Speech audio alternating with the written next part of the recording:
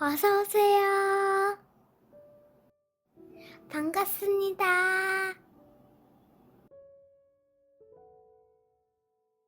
안녕하세요. 저는 40대 초반 남자입니다. 작은 사업을 하고 있고 아직 미혼입니다. 5살 어린 남동생이 하나 있는데 작년에 결혼을 하였습니다. 그래서 그런지 저희 부모님의 결혼 잔소리가 최근에 조금 잠잠해졌습니다. 아무튼 동생은 제 회사에서 일을 하고 있습니다. 그래서 신혼집이 제가 살고 있는 집 근처입니다. 재수 씨도 직장을 다니고 있었지만 결혼을 하면서 빨리 아기를 가지고 싶다며 퇴사한 것으로 알고 있었습니다. 몇 주 전에 회사에서 일을 하고 있는데 재수 씨한테 연락이 왔습니다. 남편 몰래 개인적으로 할 이야기 있다며 조용히 만났으면 좋겠다는 하는 것이었습니다. 동생과 다투거나 고민이 있는 것 같아서 만난 음식을 살 테니 먹고 싶은 메뉴를 결정해서 약속 장소를 정하라고 하였고 그렇게 만났습니다. 식사도 맛있게 하고 일상적인 이런저런 이야기도 하였습니다. 너무 일상적인 이야기들 뿐이어서 할 이야기가 뭐냐고 제가 물었더니 한참을 주저하다가 돈을 좀 빌려주면 안 되냐고 하는 것이었습니다. 왜 그러냐고 물었더니 맞벌이 하다가 외벌이가 되면서 소득은 줄었더니 예전 기준으로 붙던 적금들이 있어서 생활비가 구멍이 나고 그렇다고 적금 해지를 하자니 몇 년 동안 유지한 것이고 곧 만기가 돼서 아깝다는 것이었습니다. 너무나 이해가 되고 적금이 만기되면 갚는다고 해서 별다른 의심 없이 빌려주었습니다. 그 후로도 동일한 이유로 매달 빌려갔고 어느 날 은행 계좌를 정리하다 보니 제일 처음 빌려준 이후로 10개월이라는 시간이 지났습니다. 적금 타면 갚는다고 했으니 언제 갚을 거냐고 재수 씨에게 묻는 것이 너무 닥달하는 것 같고 아주버님으로서 너무 속 좁아 보이는 것 같아서 그냥 넘어갔습니다. 그래도 조만간 탄다던 적금이었는데 거의 1년이 다 되어가는데 매달 빌려가기만 하고 언제 갚겠다고 말이 없으니 조금 신경이 쓰이기 시작했습니다. 게다가 금액도 적지 않았습니다. 매달 400만 원씩 빌려갔고 현재까지 4천만 원이 넘는 큰돈이었습니다. 그때쯤에 어머니 생신이어서 다 같이 식사를 하였습니다. 그러면서 용돈 및 선물을 드렸는데 동생네가 가져온 선물이 조금 과한 것 같았습니다. 그래서 제가 요즘 맞벌이 하다가 외벌이 하면서 힘들다면서 좋은 선물 해드리는 것도 좋지만 너무 무리는 하지 말라고 하였습니다. 그랬더니 동생은 전혀 안 힘들다면서 그전보다 저축은 줄은 것은 사실이지만 형이 월급을 올려준 것도 있고 아직에도 없어서 괜찮다는 것이었습니다. 재수 씨는 고개를 숙인 채 아무 말도 못하고 있었고 저도 상황이 상황인지라 더 이상 별말을 하지 않고 그날은 그냥 넘어갔습니다. 다음날 재수 씨에게서 연락이 왔고 제 집으로 찾아왔습니다. 본인도 해명을 해야겠다고 생각이 들었겠지만 저도 돈을 빌려간 이유를 알고 싶었습니다.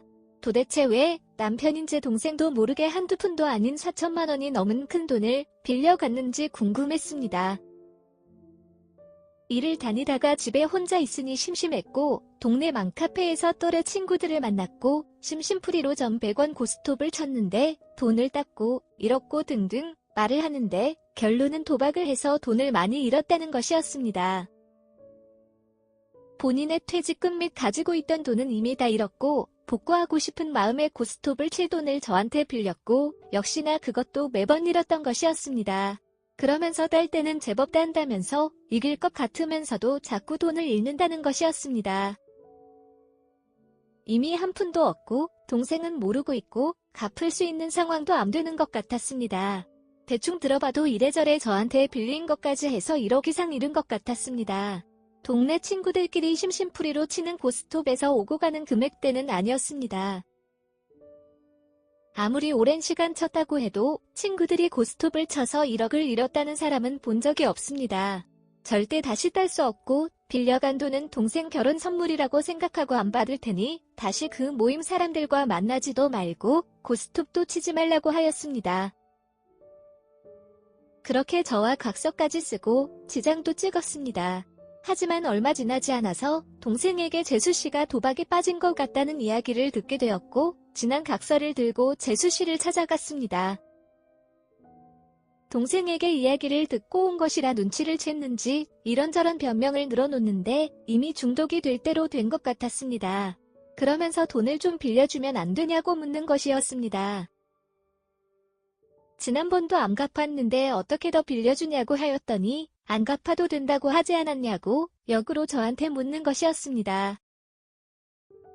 다시는 그 모임 사람들과 만나지도 않고 도박을 안 한다는 조건으로 안 갚아도 된다고 한 것인데 재수씨가 도박을 하시면서 각서를 깼으니 당연히 돈을 갚아야 된다고 하였습니다. 땡전 한 푼 없다며 가진 거라고는 몸밖에 없다는 식으로 말을 하길래 그러면 그 몸을 가져가겠다고 하며 강제로 끌고 나왔습니다. 재수씨는 당황하면서 아주버님 그래도 이건 아니죠 라고 하며 끌려나와 제 차에 탔습니다. 그리고 운전을 하고 있는데 계속 그냥 다시 돌아가자고 하는 것이었습니다. 몸으로 때울 수 있게 해드릴 테니 최선을 다해서 몸으로 해결하라고 하였습니다. 재수씨는 체념한 듯 조용히 창밖만 바라보았습니다. 저희 부모님 집으로 데리고 갔고 앞으로 매일매일 여기로 와서 청소하고 빨래하고 식사 준비하라고 하였습니다. 그러면 하루에 10만 원씩 빚을 없애준다고 하였습니다. 그리고 대충대충 하거나 다 빚을 갚기 전에 그만두면 4천만 원 빚을 다시 원상복구된다고 하였습니다. 단, 임신을 하면 집안일로 갚은 기간을 유예해준다고 하였습니다.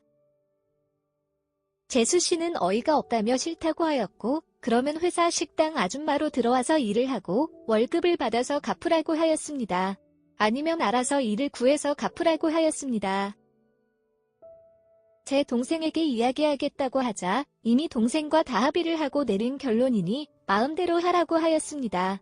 재수씨는 동생에게 전화를 걸었지만 동생은 형한테 빌린 돈 다 안 갚고 도박도 못 끊으면 이혼할 수밖에 없다며 전화를 끊어버렸습니다. 결국 다음 주부터 재수씨는 매일 부모님 집으로 출근해서 청소 및 빨래를 하고 새끼 식사를 다 준비해드리고 나서야 퇴근을 하였습니다. 그리고 현재 동생한테 들은 바로는 경제권을 압수하는 등 나름 정리를 하였고 도박도 아직까지는 잘 참고 있는 것 같다고 하였습니다. 그러면서 4천만 원은 어떻게든 모아서 갚겠다며 미안하다고 하길래 현재 재수씨가 매일매일 본가에서 일하면서 잘 갚고 있으니 너는 안 갚아도 된다고 하였습니다. 제 입장에서는 나름 큰 돈을 잃었지만 잘 마무리되는 것 같아서 다행입니다. 제 긴 글을 읽어주셔서 감사합니다. 다음 사연을 시작하겠습니다. 안녕하세요. 저는 서울에서 직장을 다니고 있는 40대 남자입니다. 대학교 입학할 때까지만 해도 가정 형편도 좋았습니다. 그래서 그 당시에 제 차가 있었을 정도였어요. 하지만 군대를 다녀온 후로 아버지의 사업이 힘들어지면서 가정 형편이 아주 안 좋아졌습니다. 예전처럼 놀고 먹고 할 상황이 아니었습니다. 틈나는 대로 아르바이트를 하였고 졸업과 동시에 전자회사에 입사하게 되었습니다. 지금도 그렇겠지만 제가 처음 입사했을 당시에는 부조리나 억울한 부분들이 정말 많던 시절이었습니다. 선배들의 일까지 대신하는 것은 물론이고 상사들의 개인적인 부탁까지도 다 들어줘야 했습니다. 그래야 인사고과 및 승진을 하는데 어려움이 없던 시절이었습니다. 그렇게 10년 가까이 죽어라 일만 했습니다. 아버지의 빚도 갚아드려야 했고 제가 살 집도 마련해야 했습니다.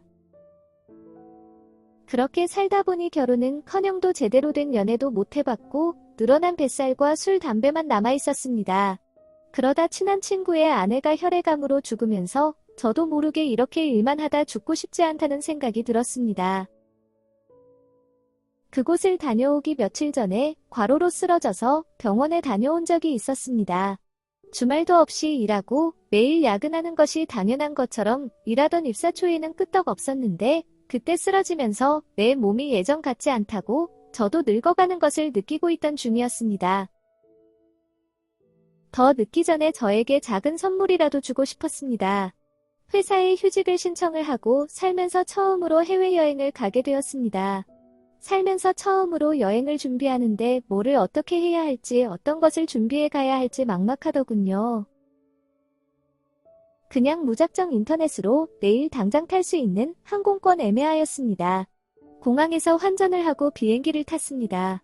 급하게 준비한 것도 있었고 생각보다 비싼 항공권 가격에 동남아로 가게 되었지만 너무 좋았습니다. 준비나 계획 없이 즉흥으로 떠난 여행이라서 공항에서 내리고 나서부터 당황스러웠습니다. 일단 캐리어를 끌고 하루 종일 시내를 걸어 다녔습니다. 어디서 자야 할지, 뭐를 먹어야 할지, 우기라서 그런지 중간중간 내린 폭우 때문에 옷도 다 젖었습니다. 다리도 아프고 배도 고팠지만 잔소리하는 상사도 미친 듯이 울리는 전화 벨 소리도 업무 스트레스에서 벗어나니 이곳이 천국인 것 같았습니다. 그런데 갑자기 뒤에서 반가운 한국말로 저에게 말을 거는 것이었습니다. 저와 비슷한 나이의 여자였습니다. 혹시 소매치기 당했냐면서 무슨 일 있냐고 물어보는 것이었습니다. 알 수 없는 시끄러운 외국말 가운데서 그 여자의 친절한 말은 너무 반갑고 고마웠습니다. 그래서 제 상황을 설명을 하였습니다. 특별히 정하고 온 것도 없고 심지어 돌아갈 일정도 정하지 않고 자유여행 중이라고 하였습니다. 그런데 처음 하는 여행이라서 막막하다고 하였습니다. 한참을 정신 나간 사람인 것처럼 쳐다보더니 조심스럽게 자기네 일행이 있는데 같이 여행을 다닐 생각이 있냐고 저에게 묻는 것이었습니다. 순간 여행 가서 낯선 사람을 조심해야 한다는 친구 말이 생각나서 걱정이 되긴 했지만 당장 배도 고프고 잠을 잘 숙소도 없었기에 그 여자를 따라가게 되었습니다. 한국의 모텔같이 생긴 숙소의 짐도 풀고 씻고 나서 로비에서 다시 그 여자를 만났습니다. 그 여자는 같이 여행하는 일행들을 저에게 소개해 주었습니다. 자기 친구와 친구의 남편이라고 하였습니다. 그 친구와 남편은 특별한 정처 없이 세계 여행을 하는 부부라고 하였습니다. 여행하다가 돈이 떨어지면 그곳에서 아르바이트를 하면서 여행할 돈을 모은 후에 다시 여행을 이어나가는 중이라고 하였습니다. 한국에는 1년에 한 번 정도 들어와서 몇 개월만 지내다가 다시 세계 여행을 한다고 하였습니다. 그리고 저에게 말을 건넨 그 여자는 약 3개월 정도 여행을 다닐 계획으로 그 친구 부부와 함께 다니는 중이라고 하였습니다. 저희는 그렇게 다 같이 여행을 다니기 시작했습니다. 여행을 잘 모르는 저에게 정말로 좋은 기회였고 아마 혼자 다녔으면 이 정도로 만족하고 좋은 여행을 하지 못했을 것입니다.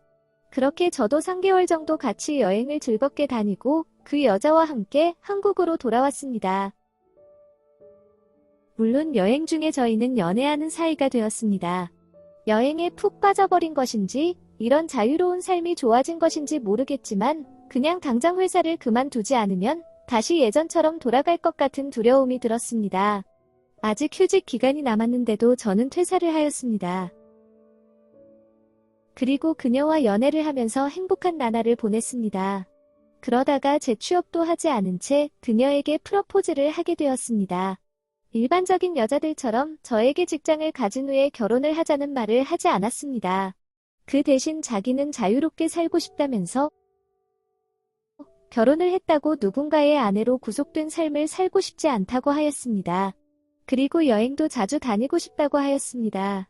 저도 그런 삶이 좋아서 퇴사를 하였고 그녀와 결혼을 결심한 것이기에 저런 조건들이 부담스럽게 느껴지지 않았습니다. 저희 결혼을 하였고 신혼여행으로 6개월 자유여행을 다녀왔습니다. 물론 해외에서 아내 친구 부부와 만나서 같이 여행을 다녔습니다. 그렇게 꿈만 같았던 신혼여행을 끝내고 한국으로 돌아왔습니다. 그러면서 그나마 제 개인적인 시간도 있으면서 자유롭게 연차도 길게 낼 수 있는 회사로 취업을 하였습니다. 그전 회사에 비해서는 월급은 많이 줄었지만 아내와 같이 다니는 회사라서 그런지 행복했습니다. 회사도 열심히 다니고 기회가 될 때마다 여행도 다니면서 결혼 생활을 즐기던 중 제가 무정자증인 것을 알게 되었습니다. 아내는 아이를 못 가져도 괜찮다면서 같이 여행도 다니면서 우리의 행복을 위해서 살면 된다면서 오히려 저를 위로해 주었습니다. 그러던 중 친구 부부가 한국에 오랜만에 들어왔습니다. 몇 주간 한국에 있으면서 밀렸던 개인적인 일을 처리한 후에 아프리카로 2개월 정도 여행을 가려고 준비 중이라는 것이었습니다. 그런데 아내가 너무 같이 가고 싶어 하는 것이었습니다.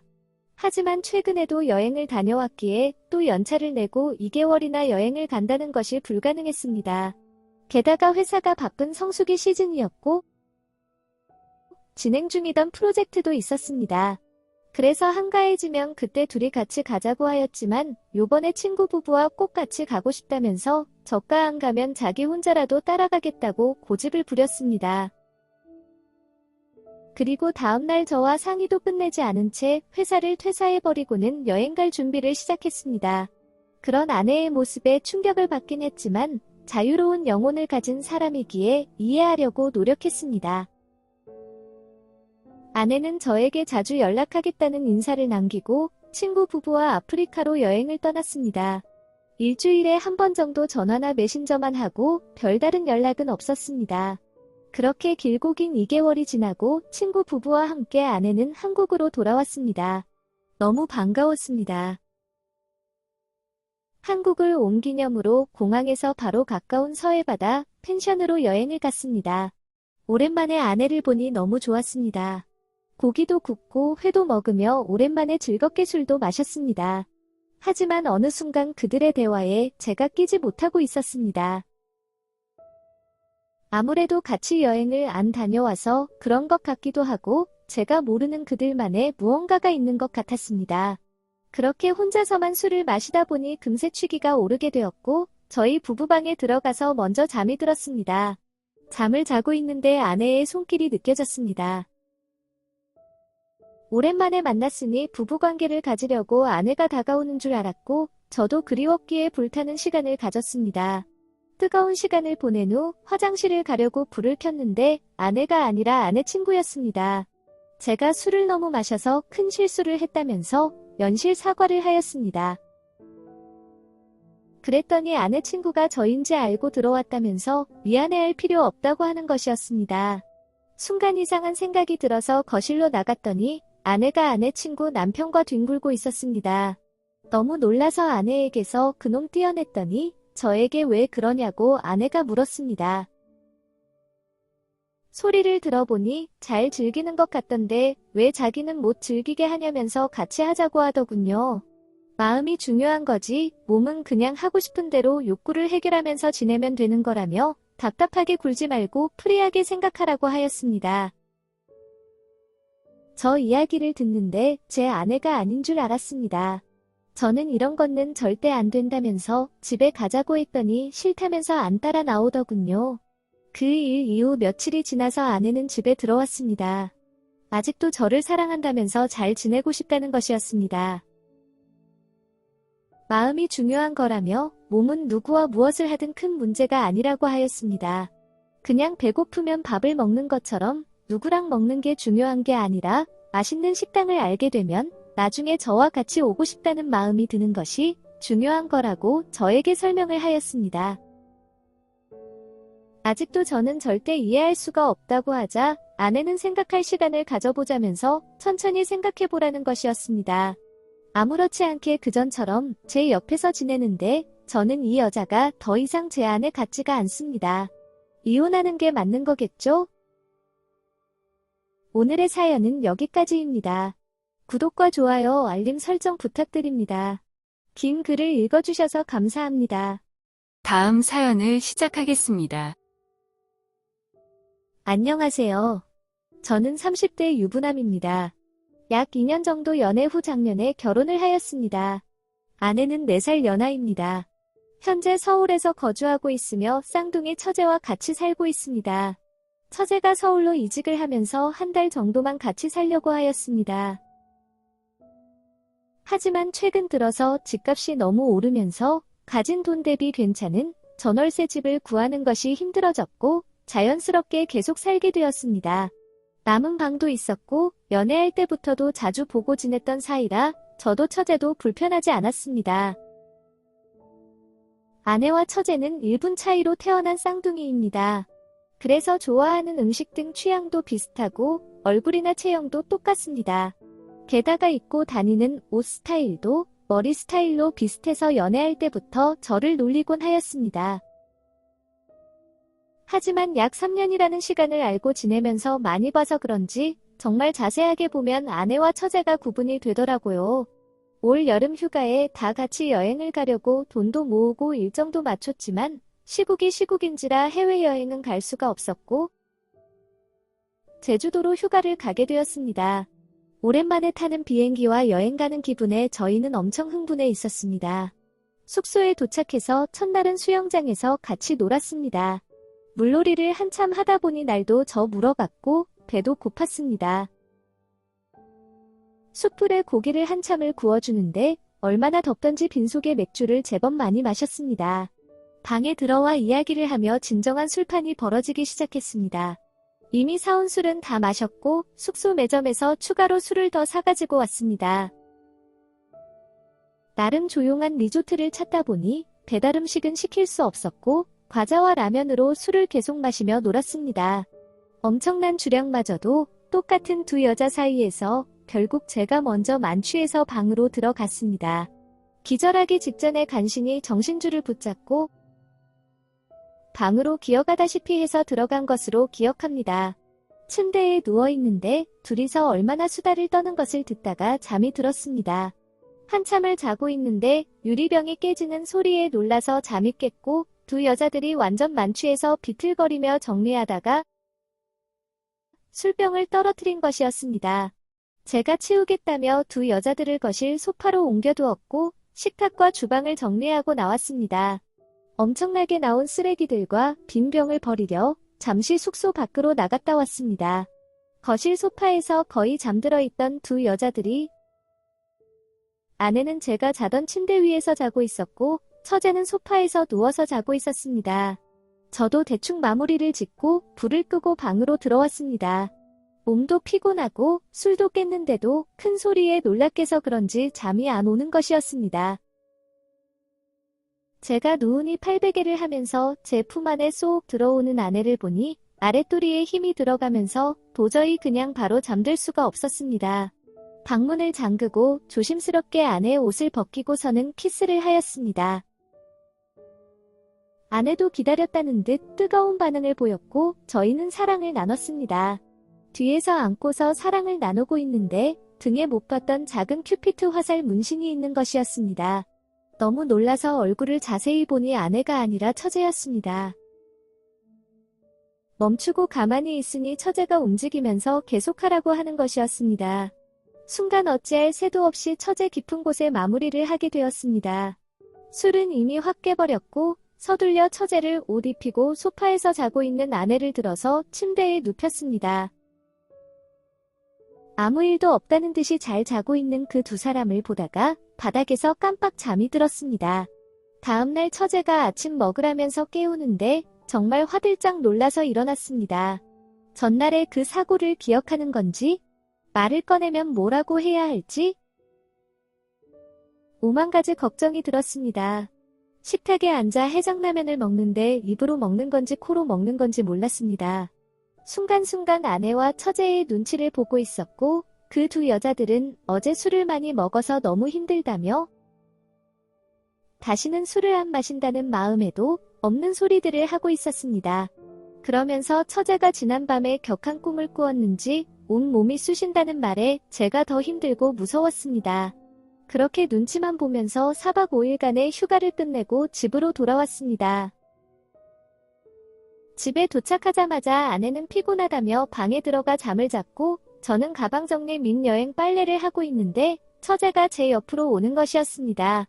사실 그날 밤 사건을 모두 다 기억한다면서 말을 걸어오는 것이었습니다. 저와 관계를 가지려고 그 침대에 누운 것은 아니었는데 어느 순간 제가 올라타 있는 것을 알게 되었고 느낌이 너무 좋아서 거부하지도 않고 모르는 척 있었다고 하였습니다. 그러면서 지금 자기 방으로 가자고 하는 것이었습니다. 언니, 즉 제 아내가 잠이 들면 전쟁이 나도 모른다면서 제 팔을 잡고 끌고 가는 것이었습니다. 이러면 안 된다고 그날은 실수였다고 하였지만 저와 속궁합이 너무 좋았다면서 꼭 해야겠다며 저를 데려가 침대에 눕혔습니다. 그렇게 처제 침대에서 두 번의 관계 후에 그 방에서 나오게 되었습니다. 아내는 역시 세상 모르고 자고 있었고 저는 아무 일도 없었다는 듯 집안일을 다시 시작했습니다. 그날 이후로 처제는 기회가 있을 때마다 신호를 보내고 있습니다. 특히나 아내가 지방 출장이라도 가는 날이면 빨리 퇴근하고 들어오라며 하루 종일 독촉 메신저를 보내고 있습니다. 오늘도 처제가 점심에 회사 앞으로 같이 밥 먹자고 찾아왔지만 보자마자 급하다며 근처 모텔로 갔습니다. 그런데 저도 아내랑 하는 것보다 처제랑 하는 것이 더 궁합이 잘 맞습니다. 물론 아내랑도 궁합이 잘 맞습니다. 처제에게 그날은 우리 모두가 술을 많이 먹고 제 정신이 아닌 상태에서 벌어진 사고라고 여러 번 설득을 하였지만 그때마다 그런데 왜 계속 같이 관계를 가지냐는 처제의 말에 대답을 못하고 있습니다. 처제도 같은 이유라면서 멈출 수가 없다고 합니다. 점점 더 아내의 얼굴을 볼 때마다 죄책감이 밀려옵니다. 그렇지만 처제와의 시간이 너무 좋았고 한동안 기회가 없어서 못하는 기간에는 아쉬운 마음이 드는 제가 정말 나쁘고 미친놈입니다. 집에서 아내를 두고 가끔은 처제와 스릴을 즐기고 있는 제가 무섭습니다. 처제는 아무 일 없다는 듯이 편하게 행동을 하던데 저도 그렇게 살아가야 하는 걸까요? 오늘의 사연은 여기까지입니다. 구독과 좋아요, 알림 설정 부탁드립니다. 긴 글을 읽어주셔서 감사합니다. 다음 사연을 시작하겠습니다. 안녕하세요. 저는 30대 싱글남입니다. 작은 회사를 다니고 있고 2년 만난 여자친구도 있습니다. 지인의 소개로 만나서 그냥 남들처럼 아주 평범하게 데이트하고 밥도 먹는 그런 커플입니다. 여자친구는 다소 소심하기도 조용한 성격입니다. 그런데 어느 날 같이 집에서 맥주와 함께 영화를 보는데 요즘에 자기가 여자로 안 느껴지냐고 묻는 것이었습니다. 영화에 심취해 있었기에 대충 대답을 하고 영화를 봤는데 그것이 매우 서운했던 것 같습니다. 혼자서 술을 들이붓더니 완전 만취를 해서를 예전에 자기를 보던 눈빛이랑 지금 눈빛이랑 너무 다르다는 것이었습니다. 게다가 예전에는 같이 있으면 그만하라고 할 정도로 스킨십도 하고 그랬는데 요즘에는 건드리지도 않는다며 변했다는 것이었습니다. 여전히 너무나 좋아하고 변한 것이 없다고 설명하였지만 펑펑 울면서 술주정을 부리다가 잠이 들었습니다. 다음날 아침 기억이 안 나는 것인지 안 나는 척을 하는 것인지는 모르겠지만 평소처럼 밝게 웃으면서 지내길래 크게 그냥 해프닝이라 생각하고 잊어버렸습니다. 하지만 얼마 지나지 않아 둘이서 술을 한잔하는데 여자친구의 몇 안 되는 친구 중 유독 기쁘고 몸매가 좋은 혜경 씨를 이야기하는 것이었습니다. 본인보다 이쁘고 매력이 있지 않냐며 솔직히 남자가 보기에도 한번 만나보고 싶지 않냐고 물어보는 것이었습니다.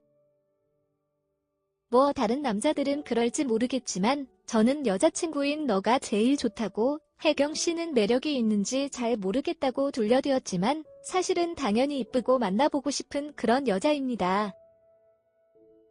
하지만 최근에 사건도 있기도 하고 여자친구가 소심한 성격이기도 하기에 아니라고 말한 것이었습니다.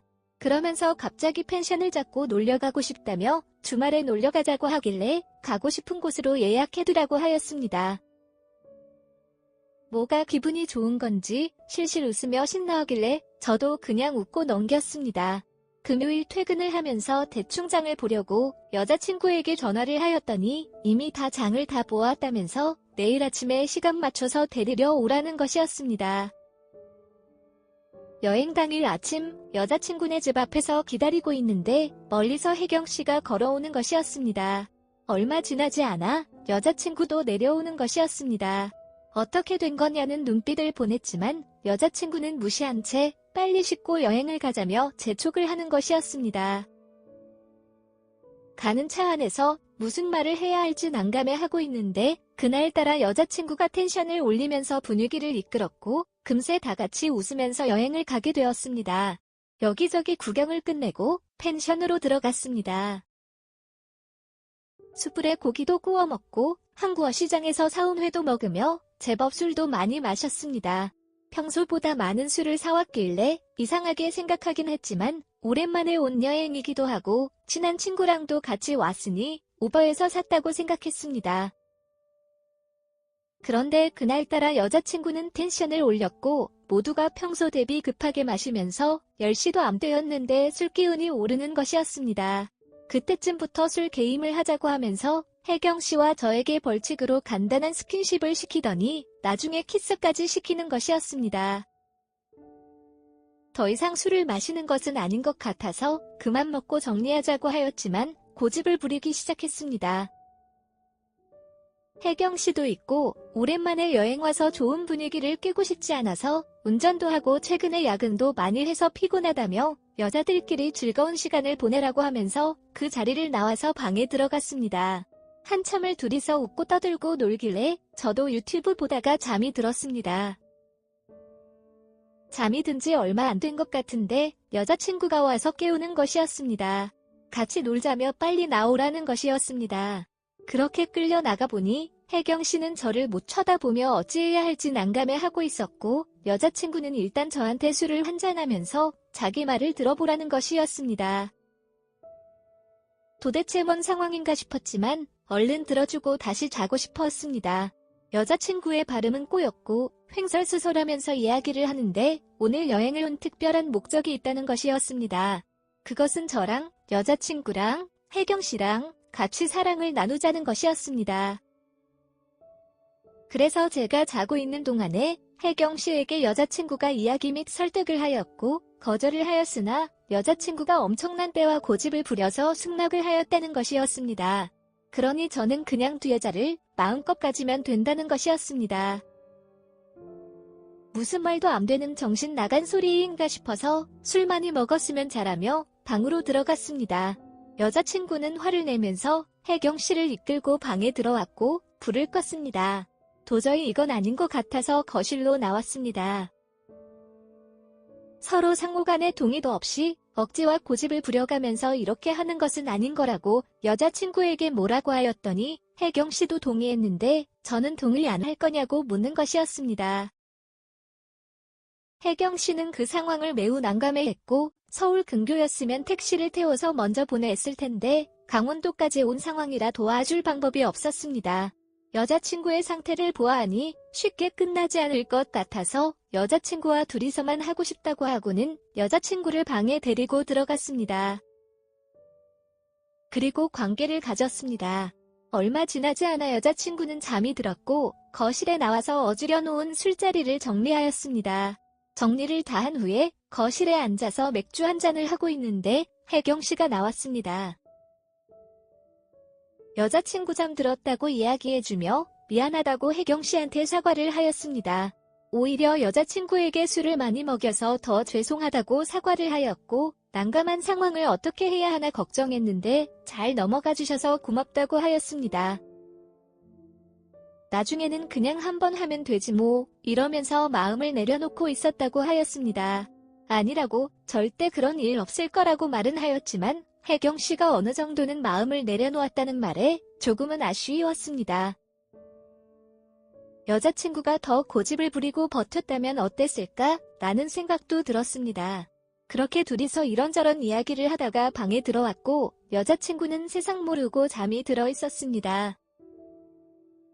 다음 날 아침 기억이 안 난다며 별일 없었냐고만 자꾸 묻는데 별일이 없었다고 하자 뭔가 아쉽다는 듯이 이야기하길래 아쉬워야 다음에 또 여행 오고 싶어진다고 둘러대며 그 상황을 넘겼습니다. 그 여행 이후로는 혜경 씨와는 얼굴을 못 보고 지낸 지 한참 되었습니다. 그래서 그런지 그날의 아쉬움이 가끔 생각이 나기도 합니다. 그냥 못 이기는 척 할 거리라는 후회가 들기도 하고요. 오늘의 사연은 여기까지입니다. 구독과 좋아요, 알림 설정 부탁드립니다. 긴 글을 읽어주셔서 감사합니다. 다음 사연을 시작하겠습니다. 안녕하세요. 저는 30대 초반 싱글남입니다. 제가 경험했던 아찔한 이야기를 한번 해보겠습니다. 제 형님의 와이프 즉 형수님은 20대 때 미인 대회에 나가서 상을 탔을 정도로 정말 미인이십니다. 저희 동네에서는 다 알아주는 그런 미인이고 형수님 여동생들도 모두 외모는 예쁘게 생겼습니다. 그래서 동네에서 형수님 자매들을 졸졸 따라다니는 사람이 많았습니다. 그런 형수가 어떡하다가 우리 형을 만났는지 모르겠지만 현재 결혼해서 잘 살고 있습니다. 우리 형은 건설회사에 다니고 있고, 형수님은 여동생들과 여성 옷 및 액세서리 인터넷 쇼핑몰을 하고 있습니다. 미인대회 출신의 형수님이 모델을 하고 있고, 미대 나온 여동생들이 옷을 디자인하거나 구매해옵니다. 처음에는 용돈벌이만 되었으면 좋겠다며 시작한 쇼핑몰이 대박이 나면서 세 자매가 회사를 그만두고 본격적으로 쇼핑몰을 운영하기 시작했습니다. 그러면서 짐도 많이 옮겨야 하고 믿고 자금 운영을 할 사람이 필요했던 시기에 형수님께서 저에게 같이 일해보지 않겠냐고 제안을 주시면서 저도 그 회사에서 같이 일하게 되었습니다. 친구들이 잘 다니던 공기업을 그만두고 형수님과 사돈처녀들이 운영하는 작은 회사로 이직한다고 한심하다고 하였지만 이직하자마자 업무용으로 쓰라며 외제차를 사주고 월급도 그전보다 2배 이상 올려주는 것을 보고 나서는 다들 부러워하였습니다. 월급도 늘어나고 복지도 좋고 심지어 쇼핑몰이 망하지 않는다면 고용도 안정적입니다. 게다가 제가 입사한 후에 추가로 밴드나 유튜브를 통해 판매 인프라 늘리면서 매출이 증가되었고 별도의 인센티브까지 받다 보니 회사 다닐 때보다 만족도는 훨씬 높았습니다. 그 대신 공기업 다닐 때보다 훨씬 바쁘고 일도 많았습니다. 전 직원이 10명도 안 되는 회사이다 보니 니일 내일 할 거 없이 다 해야만 했습니다. 게다가 저 혼자만 남자 직원이다 보니 유독 힘써야 할 일들은 자연스럽게 다 제 일이었습니다. 그렇게 잘 다니고 있던 중에 부모님께서 나이를 먹으니 어릴 적에 살던 고향이 제일 좋은 것 같다며 시골로 이사를 가시게 되었고 부모님 집에서 살던 저는 지낼 곳이 없어졌습니다. 쇼핑몰 근처로 전세를 알아보고 있던 중에 어차피 형 집이 넓고 빈방도 많고 형수 회사에서 일하는데 저 결혼할 때까지 같이 살자는 형의 제안으로 형 집에서 같이 살게 되었습니다. 아기도 없고 결혼한 지 몇 년 안 된 신혼부부 집에 같이 사는 게 꺼림직했지만 돈도 아끼고 출퇴근도 편해질 것 같아서 형 집에 들어갔습니다. 게다가 형수도 바쁘고 형도 출장이 많은 편이다 보니 집안일을 해주시는 이모님이 계시다 보니 너무 편했습니다. 식사며 빨래며 청소에 설거지까지 다 해주시니 호텔에 사는 것 같았습니다. 심지어 형님 부부가 이모님 월급을 주시다 보니 저는 무료로 이런 서비스를 받으니 더 좋았습니다. 게다가 제가 형님 집에 신세를 지고 있다 보니 엄마가 가끔씩 반찬 및 음식을 해서 가져다 주셨습니다. 특히나 형수가 좋아하는 것들을 해서 가져다 주셨습니다. 그러다 보니 집안일 걱정도 없고 엄마 음식도 먹을 수 있고 천국이나 다름없었습니다. 다만 너무 외로웠습니다. 집, 회사만 다니는 삶이고 주말이나 평일 구분 없이 바쁘면 언제든지 나가서 일을 하다 보니 시간도 별로 없었습니다. 그나마 몇 명 있던 여자친구들마저도 연락이 뜸해지면서 정말 일 외적으로 전화 오는 여자가 한 명 없었습니다. 그렇게 지내던 중 형님이 일주일 해외 출장을 가는 시간이 있었습니다. 저는 평소에 다름없이 일을 하고 있었는데 무언가 회사에서부터 분위기가 한끗 들떠 있는 것 같았습니다. 그 이유는 퇴근하는 길에 알게 되었습니다. 평소와 다름없이 제 차에 형수님이 타셨고 출발하려고 하는데 사돈처녀 즉 형수님의 여동생들이 차에 타는 것이었습니다. 그러고는 마트로 가자면서 텐션을 올렸습니다. 마트에서 회와 술, 각종 푸드코트 음식을 한가득 사서 집으로 왔습니다. 남은 빈방에 사돈처녀들이 자기네들 짐을 풀고 나와서는 파티가 시작되었습니다. 처음으로 같이 마시는 술자리였는데 다들 술들이 장난이 아니었습니다. 미인들 사이에서 술 먹어서 그런지 제 얼굴이 너무 환해 보인다면서 형수님께서 그래도 자기 동생들이라서 진정하라고 하였습니다.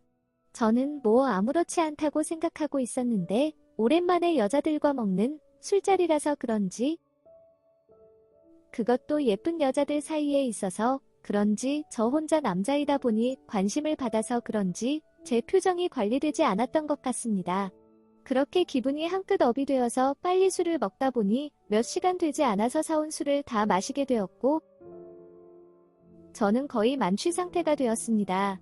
도저히 안 되겠다면서 제 방에 들어가서 침대에 쓰러지듯 누웠습니다. 얼마나 많이 마셨는지 눕자마자 바로 잠이 들었습니다. 한참을 자다 보니 화장실도 가고 싶고 목도 말라서 거실로 나갔습니다. 사돈 처녀들은 거실에 이불을 깔고 자고 있었고 형수님은 소파에 앉아서 자고 있었습니다. 자는 모습이 너무나 불편해 보여서 안방에 들어가서 자라고 흔들어 깨웠지만 많이 취하셨는지 일어나지 못했습니다. 결국 제가 형수님을 부축해서 안방으로 갔습니다. 부축하면서 제 몸에 닿는 형수님의 몸이 저를 자극하였습니다. 게다가 제가 들어간 다음에 더워서 옷을 갈아입으셨는지 평소에 볼 수 없었던 아주 짧은 반바지와 민소매티를 입고 있어서 정말 형수님의 몸매가 그대로 다 보였습니다. 긴장이 되다 보니 식은땀이 나기 시작했습니다. 형수님을 눕히고 일어나려는데 갑자기 제 손을 잡으면서 오늘은 여기서 자도 된다고 하였습니다. 술에 취해서 잠꼬대 하시는 것 같아서 네네 주무세요 하면서 나가려는데 저를 뒤에서 끌어안으시면서 너무 외롭다고 하셨습니다. 그러시면서 저에게 입을 맞추기 시작하셨고 저도 이성의 끈을 놓아버렸습니다. 그동안 참아왔던 제 몸속에 응어리진 그 열정을 다 쏟아냈습니다. 하지만 거실에서 자고 있던 사돈 처녀들이 있어서 그런지 마음 편히 하지는 못했습니다. 열정의 시간을 보내고 제 방으로 돌아왔는데 제 심장이 진정이 되지 않았고 결국 그 새벽에 혼자서 먼저 회사로 출근을 하였습니다. 아침에 형수님과 사돈 처녀들이 출근을 하였고 왜 먼저 출근했냐는 말에 할 일이 있어서 일찍 먼저 출근을 하였다면서 아무렇지 않은 듯 넘겼습니다. 하지만 아침 회의가 끝나고 형수님한테서 오늘 콜이라고 문자 왔고 심장이 터져버릴 것 같았습니다. 그날부터 퇴근하고 집에 들어가는 순간부터 형수님과 열정의 파티를 즐겼습니다. 저희는 이러면 안 된다고 생각도 하고 말도 했지만 이미 저희 몸은 뒤섞이고 있었습니다. 그렇게 형수님과 같이 자면서 지낸 휴일 아침이었습니다. 그 전날도 늦게까지 술 먹고 열정의 시간을 보냈기에 늦잠을 자고 있었습니다. 당연히 아직 형님의 출장이 남아있기에 마음 편히 있던 기간이었습니다. 그런데 누군가 저를 쳐다보고 있는 기분이 들었습니다. 장결에 눈을 비벼서 떠보니 엄마가 방문 앞에서 서서 보고 계신 것이었습니다. 저도 엄마도 놀래서 소리를 질렸고 형수님도 그 소리에 놀라서 깼습니다. 반찬 및 음식을 주려오셨는데 몇 번의 벨을 눌려도 대답이 없길래 다 회사 가서 없는 줄 알고 비밀번호를 누르고 들어오신 것이었습니다. 그런데 저와 형수가 서로 침대에서 부둥켜 안고서 자고 있는 모습을 보신 것이었습니다. 엄마는 소리를 치시면서 엄청 화를 내셨고 저희는 잘못했다며 싹싹 빌었습니다. 제가 아직도 만나는 여자가 없어서 걱정은 했지만 그래도 여자가 많이 있는 회사에 다니고 있고 그 중에는 결혼 안 한 사돈 처녀들도 있다 보니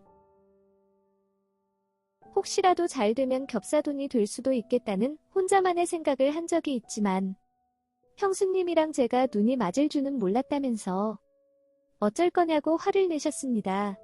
형이 알았다는 제가 죽든 형수님이 죽든 둘 다 죽든 큰 사고 난다면서 우리만 아는 비밀로 하기로 하였습니다. 하지만 매일매일 집에서 회사에서 마주치면서 지내는데 이미 정을 나눈 사이라서 그런지 쉽게 정리가 되지 않았습니다. 아직까지는 형님과 엄마 몰래 조심히 만남을 유지하고 있습니다. 열정의 시간이 너무 만족스럽다 보니 더 끈끈해지는 것 같습니다. 언젠가는 끝을 봐야 되는 거겠죠? 오늘의 사연은 여기까지입니다. 구독과 좋아요, 알림 설정 부탁드립니다. 긴 글을 읽어주셔서 감사합니다. 구독과 좋아요 꾹꾹 눌러주세요. 꾹꾹. 알림 설정도 꾹꾹 눌러주세요.